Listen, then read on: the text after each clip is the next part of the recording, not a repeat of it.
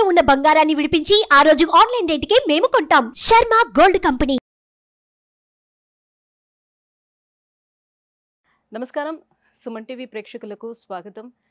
ప్రస్తుతం మనతో పాటు ఉన్నారు శ్రీచక్ర పీఠ వ్యవస్థాపకులు, అలాగే ప్రముఖ జ్యోతిష పండితులు, మనందరికీ సుపరిచితులైనటువంటి డాక్టర్ ప్రదీప్ జోషి గారు మనతో పాటు ఉన్నారు.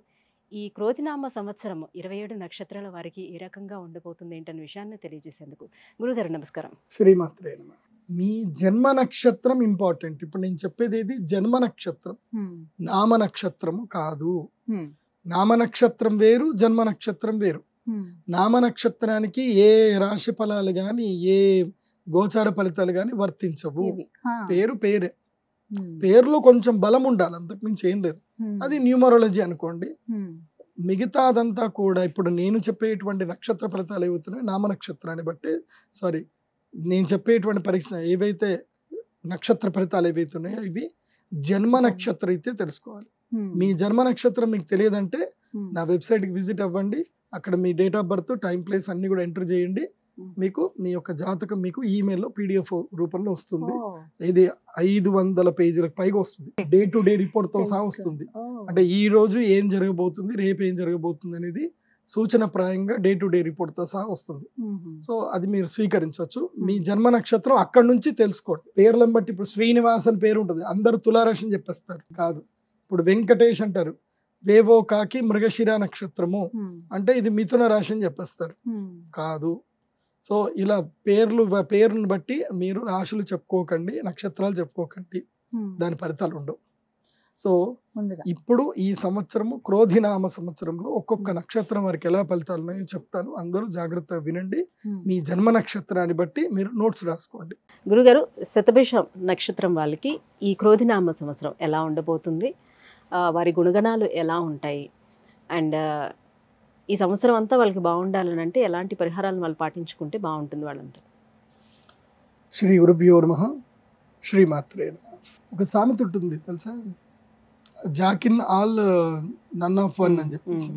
అంటే అన్నిట్లో ఆడతేరు ఉంటారు, అన్నిట్లోనూ ఉంటారు, కానీ ఇది ఏది వాళ్ళకి రాదు. అది ఎవరు అంటే వీళ్ళే, శతభిష నక్షత్రం.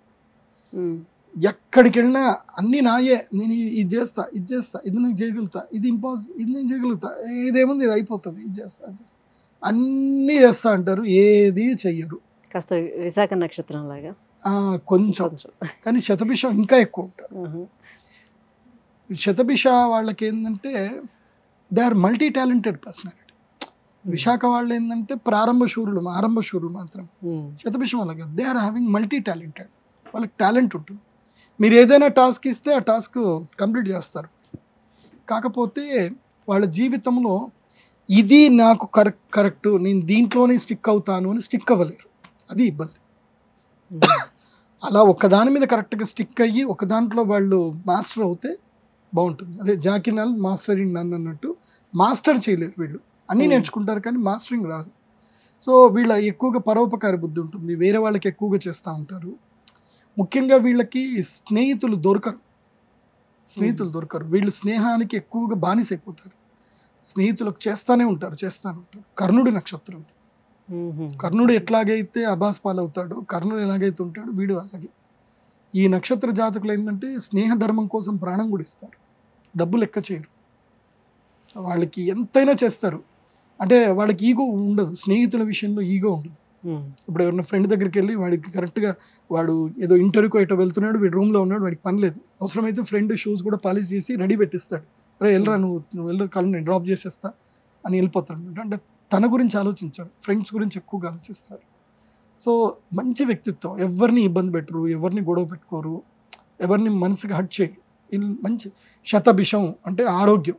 డాక్టర్ అంట, యాక్చువల్లీ బిషక్ అంటే doctor. They are psychological doctors. They are very lovely, very friendly, very calm, బాగుంటారు. కాకపోతే వీళ్ళని డిస్టర్బ్ చేయకూడదు. వీళ్ళకి ఏదైతే వీళ్ళ వ్యక్తిత్వం ఉంటుందో, వీళ్ళు ఏదైతే పని చేసుకుంటారో అది డిస్టర్బ్ చేయకూడదు. అది డిస్టర్బ్ చేస్తే వీళ్ళు వెళ్ళిపోతారు, అలకరాయిళ్ళు విపరీతంగా అలుగుతారు. ఇంకా అది ఉంటుంది. కానీ ఈ సంవత్సరం మాత్రం శతభిషం వారికి ఎట్లా ఉంటుందనంటే మిమ్మల్ని పూర్తిగా వాడుకుంటారు. పూర్తిగా మీ జీవితంలో మీరు ఎన్ని ఎఫర్ట్స్ పెట్టినా, ఏది పెట్టినా గొడ్డు చాకిరి లాగానే ఉంటుంది. ధనలాభం రాదు. తర్వాత కీర్తి ప్రతిష్టలు కూడా దూరం అవుతాయి, గొడవలు కూడా ఎక్కువ అవుతాయి, ముఖ్యంగా వాహన గండం ఉంటుంది, దెబ్బలు తాకుతాయి ఈ సంవత్సరం. తర్వాత నమ్మక ద్రోహాలు జరుగుతాయి. ముఖ్యంగా ఫినాన్షియల్ డీల్స్ విషయంలో అప్రమత్తంగా ఉండండి. కోర్టు కేసులు అవుతాయి, జైలుకి వెళ్ళే యోగం కూడా ఉంటుంది. అంటే ఆ పరిస్థితుల్లో ఆ పనులు చేసేటువంటి వాళ్ళు. ఇప్పుడు ఉదాహరణకి మీరు ఏదైనా కార్ అమ్మారు, కార్ అమ్మిన వెంటనే బద్ధకంతో ఆ ట్రాన్స్ఫర్ అనేది మీరు చేయించలేదు, వాడు చేసుకోలేదు. మోస్ట్లీ ఏంటంటే యాక్చువల్లీ ఈ సిస్టమ్ తీసుకురావాలి. ఇల్లు అమ్మినప్పుడు ఎట్లాగైతే సెల్లర్ కూడా వెళ్ళిపోయి తమ్మునేలు పెట్టి ఇల్లు ఎట్లాగైతే అమ్ముతున్నాడో కారు కూడా అలాగే వెళ్ళి పెట్టి అమ్మేటట్టుగా ఉంచాలి. సో వీళ్ళేమో సంతకం పెడతారు కారుకి, సంతకం తీరా ఆడికి వెళ్ళి వాడు రిజిస్ట్రేషన్ చేసుకోడు, వాడికి బద్ధకం. ఆ కారులో వీడు ఏదైనా దిక్కుమాల పని చేశాడు, ఎవరికి ఎప్పుడు కేసు పడేది? వీళ్ళ పేరు మీద ఉంటుంది, ఓనర్ పేరు మీదే పడుతుంది. సో ఓనర్ ఇంకా మారలేదు కదా, కానీ కారు వాడి దగ్గర ఉంది. ఇప్పుడు అట్లాగే నాకు ఒక క్లయింట్ ఉన్నాడు, ఆ క్లయింట్ ఇట్లాగే కారు అమ్మేశాడు, వాడు ఏదో మార్చుకుంటా అన్నాడు, వాడు కాస్త గంజాయి సప్లై చేశాడు కారులో, అది పట్టుకున్నారు. ఇది ఓనర్ వీడి ప్రమేయంలో జరిగిందని చెప్పి వీడిని తీసుకెళ్ళి లోపలేసేసాడు. నేను కాదు బాబు మొర్రో అని చెప్పి మొత్తుకుండగా వీడి అదృష్టం బాగుండి వీడు ఏదైతే ఎక్స్చేంజ్ షోరూంలో ఏదైతే అమ్మినప్పుడు సంతకం పెట్టింది ఏదైతే ఉందో ఆ సీసీటీవీ ఫుటేజ్ ఉంది కాబట్టి అది కోర్టులో సబ్మిట్ చేసి బతికి పెట్టబట్టాడు. అది ఆ సీసీటీవీలు కాపాడే. సో అందుకే చెప్తున్నాను, శతభిషం వారు ఏ ఫైనాన్షియల్ ట్రాన్సాక్షన్ చేసినా, ముఖ్యంగా అగ్రిమెంట్లు ఏం చేసినా చాలా జాగ్రత్తగా ఉండండి. మీ భూములు ఏవైనా అమ్మేది ఉంటే మాత్రం అగ్రిమెంట్లు చేయకండి. మీరు అమ్ముతున్నారు, అమ్మేటప్పుడు మీరు వచ్చి కొనడానికి వచ్చారు, ఏదో భూమి ఒక 3 కోట్లు ఏదో ఉంది, టోకెన్ అడ్వాన్స్ కింద 50 లక్షలు ఇస్తానంటారు, 50 లక్షలు తీసుకొని అగ్రిమెంట్ చేశారు. ఆ 3 కోట్లు వాడు ఇవ్వడు, 10 ఏళ్ళు అయినా సరే నేను అగ్రిమెంట్ చేసుకున్నా కదా అని చెప్పి కోర్టులో కేసేసి హోల్డ్ చేసి పెడతాడు. సో 10 ఏళ్ళైనా మీరు ఆ ల్యాండ్ అమ్ముకోలేదు. సో అగ్రిమెంట్లు చేయకండి. 3 కోట్లు ఇస్తా అంటే అన్న 3 కోట్లు ఇయ్యన్నా, నువ్వు ఎప్పుడు రిజిస్ట్రేషన్ అంటే అప్పుడు ఇస్తా, నేను మాట ఇస్తున్నా, 60 రోజుల వరకు నేను ఎవరికి ఆ భూమి అమ్మను మాట ఇస్తున్నా కావాలంటే, సో నువ్వు రా, మాట ఇస్తున్నా అంటే మాట మీద నిలబడుతున్నా అని చెప్పండి. కానీ అగ్రిమెంట్ సంతకాలు చేయకండి. డైరెక్ట్ స్పాట్ రిజిస్ట్రేషన్ ఇవ్వడంలో కానీ తీసుకోవడంలో కానీ నో అగ్రిమెంట్స్, ఓన్లీ రిజిస్ట్రేషన్స్. అది బాగా గుర్తుపెట్టుకోండి శతభిషం వారు ఈ సంవత్సరం.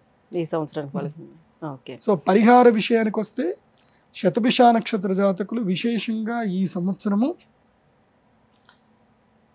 రామేశ్వరం వెళ్ళండి. రామేశ్వరం వెళ్ళి పూర్తిగా ఆ 23 బావుల నీళ్ళల్లో మొత్తం కూడా స్నానం చేయండి. అన్నీ స్నానం చేసి రామేశ్వరంలో ఇసుక తీసుకోండి. ఇది రామకోటి దగ్గర ఒక ఇసుక ఉంటుంది, చివరిగా ధనుష్కోటి వరకు వెళ్ళి అక్కడ ఇసుక తీసుకోండి. ఒక బ్యాగ్లో కానీ ఒక డబ్బాలో కానీ ఆ ఇసుక నింపుకోండి. ఫ్లైట్ ఎక్కండి, అక్కడ నుంచి మధురై నుంచి ఫ్లైట్ ఎక్కి డైరెక్ట్గా కాశీలో దిగండి. కాశీ గంగలో వెళ్ళి అక్కడ శివలింగం చేసి అక్కడ ఆ యొక్క మట్టిని అక్కడ కలపండి. ఈ పని ఈ సంవత్సరం తప్పకుండా శతభిషం వారు చేయండి, బాగుంటుంది. ధన్యవాదాలు గురుగారు.